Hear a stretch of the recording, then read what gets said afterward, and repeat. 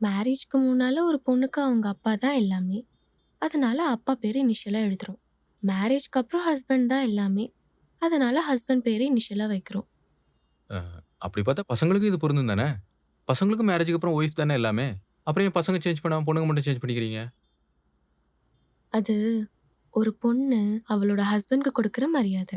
அப்படி பார்த்தா நாம ராகவ், அடுத்து நீ என்ன கேட்க போறன்னு எனக்கு தெரியும். ஆணும் பெண்ணும் சமம்னு சும்மா சொல்லிக்கலாம். ஆனா பசங்கள மாதிரி பொண்ணுங்களுக்கு பொறந்த வீட்டோட அட்ரஸும், இனிஷியலும் நிரந்தரம் கிடையாது. ஆனா இப்பல்லாம் பசங்களும் சரி, பொண்ணுங்களும் சரி, அதெல்லாம் பெருசா எடுத்துக்கிறது இல்ல. அவங்களுக்கு புடிச்சா சேஞ்ச் பண்ணிக்கிறாங்க, இல்லன்னா அப்படியே விட்டுடுறாங்க. அவ்வளோதான். நீயும் உனக்கு புடிச்சு தான் சேஞ்ச் பண்ணியா மீரா? ம். ஆமா. ம்.